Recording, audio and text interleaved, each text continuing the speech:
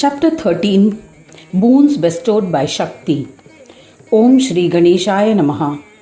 Mudgalacharya said to Daksha, a cruel Daitya king named Mahishasura became the emperor of earth because of the prowess acquired after being blessed with boons by Brahma. He became invincible. He defeated all devas and appointed Daityas to authoritative positions in Swargaloka. Thereafter, the wicked Daityas eliminated all Yajnakarmas performed on earth. Devas were deprived of oblations and forced to fast. So, all Devas and Rishis worshipped the omnipresent Swanandavasini Shakti, the Asat form. After 1,000 years, Shakti was pleased and manifested to grant them boons. Devas had selected the Devi as the one to destroy Mahishasura. They requested her, O Devi, Mahishasura does not fear death from any man. He has defeated all of us.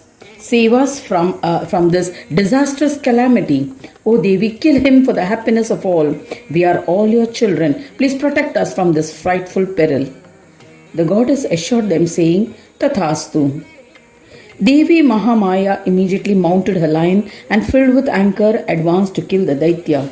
She assumed the form of an enchantress, lived in a forest and started singing a melodious song. An Asura listened to her melody. He approached Mahashakti and was enticed. He went to the leader of Daityas, Mahishasura, and informed him, O great king, today I saw an extraordinary woman whose beauty and luster is unmatched in this universe. She is a gem amongst women. O Daityeshwara, Mahishasura, you must possess her immediately. Listening to the description given by the Daitya, Mahishasura was lured. He sent a team of Daityas with his chief minister to bring the beautiful lady respectfully. On seeing the enchantress, the chief minister was infatuated and said to her, O Devi, Mahishasura is our king and the lord of the universe. He is immortal and forever youthful and attractive. O enchanting one, he has sent me to request you on this behalf. O beautiful one, accept his proposal and be the wife of Mahishasura. The Devi was enraged at this meaningless talk and said to the impudent Daitya, O Mahadaitya, you are not aware that I am wed to somebody else. Your demand is foolish. I shall kill you if you repeat this. When he heard these words, the minister became enraged and commanded the Daitya army to abduct her. Daityagana surrounded her to abduct her. The Devi was extremely furious. In that fury, she burnt the Daityaganas. Seeing this astonishing event, the minister panicked and fled. When Mahishasura was informed of these events, an infatuated Mahishasura himself marched to meet her. He was accompanied by his army. Seeing her, he was smitten by her beauty and he ordered his assistants to apprehend the beautiful lady. But the Devi immediately attacked them with her weapons and many Daityas were mutilated. Seeing his men attacked, Mahishasura himself came to the battlefield to fight. Seeing him, the agitated Devi readied her bow and arrow and released a shower of terrifying arrows on the Daitya and his army. Many Daityas died. Many were mutilated and some were rendered unconscious. Mahishasura, infuriated by the attack, retaliated with different weapons and astras. Both the battling sides were eager to win. The unprecedented fight continued for a year. Thereafter, a mighty Mahishasura violently hurled a mountain over Jagadamba. Wounded by the attack, Jagadamba fell unconscious. The Daityas was considering abduction of the unconscious Devi when Jagadamba gained consciousness and seeing the mighty Daitya immediately disappeared and went to the Himalaya. She was dejected and thought, I can reduce anything to ashes in an instant, yet how did he win? There has been a prediction that Daitya would be killed at the hands of a woman. Then how did he win today? Then she realized this obstacle must have been created by Vigneshwara, as I was deluded and had gone to the battlefield without worshipping Vigneshwara first. I am the embodiment of Shakti. The whole world is driven by my powers. Yet I became depleted of my prowess. This is astonishing. That means that being endowed with prowess or being deprived of it is not dependent on me. The Supreme Lord of Devas has exhibited his prowess. It is he alone who is the absolute authority. I had become deluded and considered myself as independent. When Lord Ganesha is pleased, then all beings, all devas and other brahmas become endowed with powers. Otherwise, they do not possess any powers. With these musings and setting everything aside, she commenced austerities and maintained a fast. Jagadambika went to the Vindhya mountain. She meditated on Vignaraja and chanted mantras. She chanted the Ekakshara mantra of Ganesha for 1,000 years. Vignesha became pleased with her intense penance and manifested. Seeing her emaciated body, the merciful Vignesha was surprised and said, "O Shakti, open your eyes. I have manifested before you. I am the one on whom you have meditated with single-pointed devotion. I am subservient to devotion. Ask for whatever you desire. I have come to grant your boons.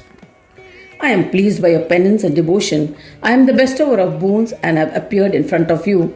Now open your eyes." Hearing his voice, Jagadamba became alert and opened her eyes. She saw Ganaraja. Seeing him, she stood up, offered pranams, performed his puja with great devotion, and with palms joined in reverence, she extolled the bestower of all siddhis. She said, "O Vignesha, you are the one who created obstacles for non-devotees. I bow to you. To the one who removes the obstacles of your devotees, I bow to you.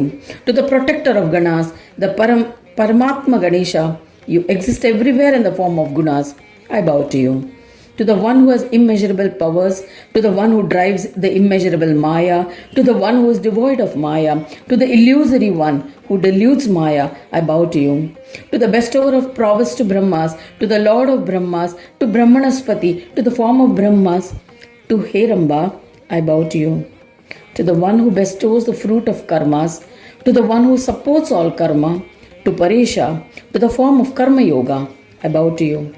To the one who is a form of knowledge in knowledge, to the one who is a bearer of knowledge in knowledge, to the one devoid of knowledge, to the Jnana Yogi, I bow to you.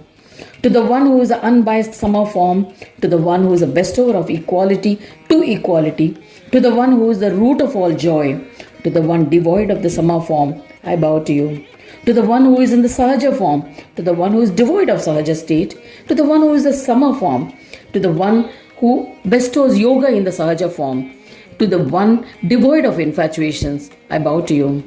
To the one who is always in the state of Swananda, to the embodiment of Swananda, to the one who is endowed with Maya, to the Lord of Devas, to Devesha, to the Lord of all, I bow to you. To the one who is always in the Ayoga form, to the Brahma who is the bearer of Nivritti, I bow to you. To the unmanifest, to the Avyakta, to Lambodara, I bow to you. To the one who is embodiment of peace, to yoga, to the one who bestows yoga to yogis, to the one who is not subject to the 5 stages of Chitta Bhumi, to Chintamani, I bow to you. O Lord, I had become deluded and had battled Mahishasura without worshipping Ganadisha first. Please forgive this transgression. Now grant me the boon that my devotion at your holy lotus feet shall be steadfast and I shall always be happy. O Lord of Lords, Devadevesha, the Supreme Lord Parameshwara, I bow to you. O Ganadisha, I wish to kill Mahishasura. Please grant me success. She praised the Lord in this manner. As the nectar of devotion flowed, she danced in ecstasy with tears of joy flowing from her eyes. Lambodara looked at her and said, "O Devi, I shall grant whatever you have asked for. You will be successful in all your endeavors. The stotra that you have composed will bestow a feeling of loving faith and fulfilled desires. I shall be able to forgive their offenses and bestow all enjoyments and liberation. Pleased with this stotra, I shall grant the boon that you desire." After saying this, Brahmanayaka Ganesha disappeared. Shakti became sad and continued meditating on the eternal Supreme Gajanana. She invited Brahmins well versed in Vedas, got an idol of Ganesha installed as prescribed, performed its puja, and proceeded for battle. Ever since the glorious place of Ganaraja became famous as a place for attainment of all siddhis, many devotees conduct a pilgrimage and perform its yatra. It is believed to grant liberation and divinity to anybody who dies in this place. This Kshetra is loved by Vigneshwara. She fought a fierce battle for the protection of the universe, and by the boons bestowed by the Devi, she became victorious and killed Mahishasura. Thereafter, she returned to stay at the Kshetra of Vignesha. She worshipped Gananayaka with great devotion. This is the legend of Lambodara. Anyone who listens or reads it will be blessed with fulfillment of all desires.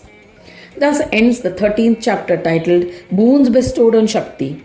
In the 5th Khanda of the Purana Upanishad, Srimad Mudgal Puran, describing the legends of Lambodara, dedicated to Sri Gajanana. End of chapter 13.